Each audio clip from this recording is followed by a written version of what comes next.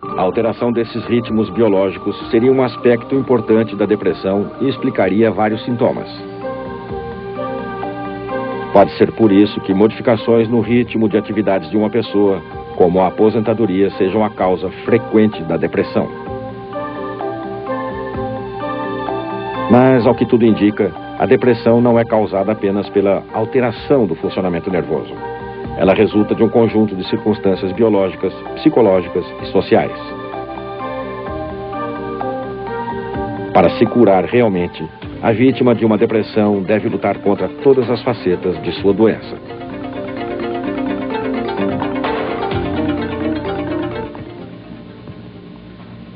A maioria das pessoas que sofreram de depressão durante a vida tem várias recaídas. Elas precisam de constante apoio. A presença de uma pessoa no momento em que ocorre o fato estressante ou de um grupo de apoio pode desempenhar um papel afetivo e capital e romper seu isolamento. A doença mental não é apenas um problema individual, e sim uma responsabilidade social. Atualmente, procura-se devolver à sociedade aqueles que antes ela internava. Se você já entrou num desses asilos, se já andou pelas salas imensas, nunca se esquecerá daqueles grupos de 20, 30 pessoas, algumas com camisas de força, outras com capacetes de motociclistas batendo a cabeça nas paredes. As ruas do centro das cidades mostram o mesmo tipo de população. Homens e mulheres andam a esmo, falando sozinhos ou praguejando para o céu. Mais de 1/3 dos sem-teto são antigos pacientes psiquiátricos. Alimentam-se com a sopa popular e são encaminhados para os hospitais ou para as delegacias quando atravessam períodos de crise. É o resultado de uma prática recente. As instituições soltaram centenas de pacientes. Desejavam esvaziar os hospitais superlotados, mas queriam também reintegrar os ex-pacientes na comunidade. O retorno dos pacientes à vida real é difícil. Atividades simples como pegar um ônibus, procurar um apartamento, fazer amigos, apresentam para eles dificuldades colossais. E quase nunca eles conseguem arranjar um emprego. Parece que todos desconfiam dos esquizofrênicos. A esquizofrenia é a imagem típica da loucura, mas é um dos sofrimentos humanos mais terríveis.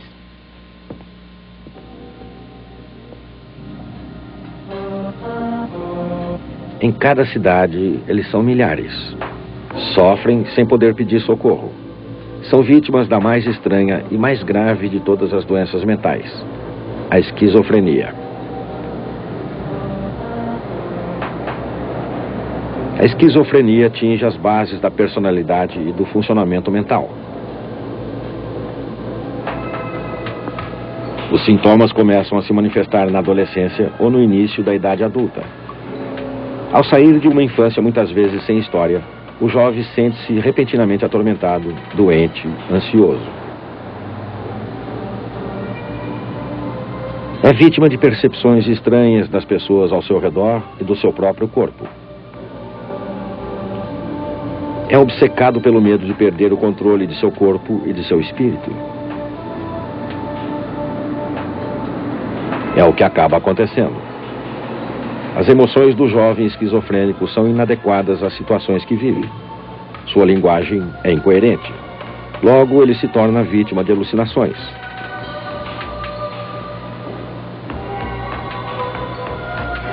Elas são, em geral, auditivas. Vozes comandam as ações do doente, o insultam ou lhe dão ordens.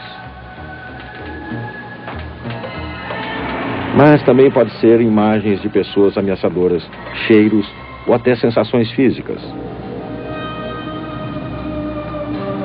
Por exemplo, a impressão de que dentro do corpo acontece uma transformação qualquer.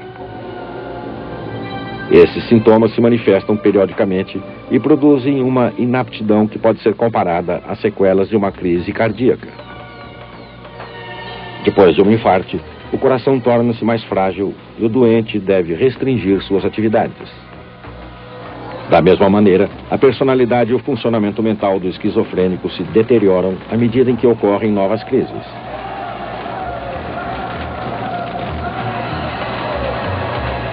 A esquizofrenia transtorna o comportamento do doente. Aterrorizado por seus sintomas, o esquizofrênico rompe os vínculos que o uniam aos outros e à sociedade. Finalmente, ele se refugia no mundo imaginário. Depois dos 40 anos, parece que os sintomas se atenuam. Mas a maioria dos doentes não se reintegra à sociedade. Muitas pesquisas foram feitas para tentar reduzir o fardo humano e social que a esquizofrenia representa. Mas, no momento, os cientistas ainda estão tentando juntar as peças do quebra-cabeças.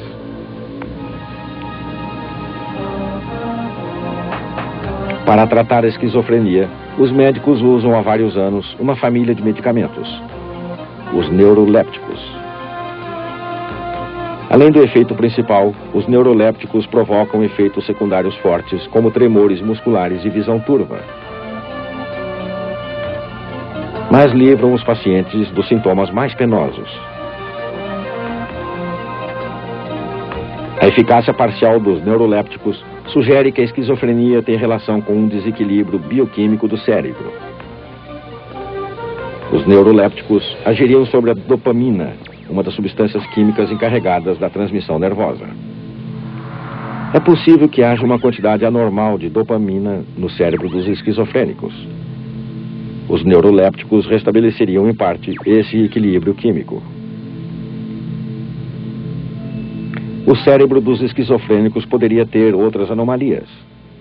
Nos esquizofrênicos, uma região do cérebro, os lobos frontais, seriam menos ativos do que nas pessoas normais. Os lobos frontais são responsáveis pela capacidade de antecipação, isso é, de conceber os acontecimentos futuros. Eles governam também a sociabilidade, duas aptidões pouco desenvolvidas nos esquizofrênicos. Além disso, o cérebro dos esquizofrênicos não teria um desenvolvimento normal. Esse fenômeno é que poderia originar os distúrbios de linguagem e de pensamento. De acordo com os cientistas, essas anomalias poderiam ser programadas geneticamente, isto é, ser de natureza hereditária. Mas uma predisposição genética não seria suficiente para provocar a doença. Seria preciso a contribuição de outros fatores, como a intensidade da expressão das emoções na família. Os esquizofrênicos são extremamente sensíveis às emoções hostis ou muito calorosas dos outros. Ao contrário do que se acredita, as famílias que extravasam muito esse tipo de emoções seriam um meio mais propício às crises do que as famílias que extravasam pouco.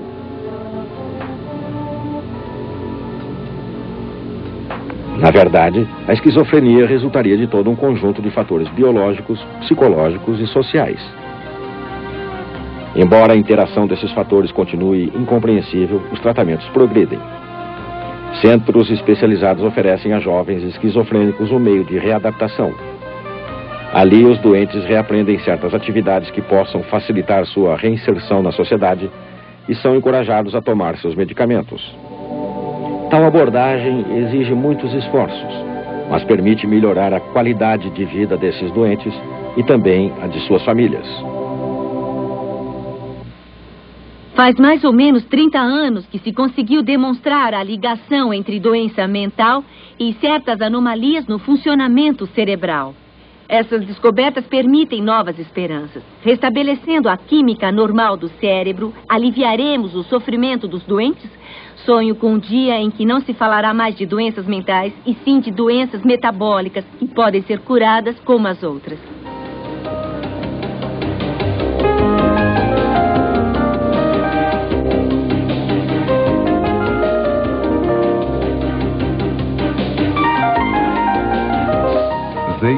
ZYB 851, Rede Cultura, São Paulo.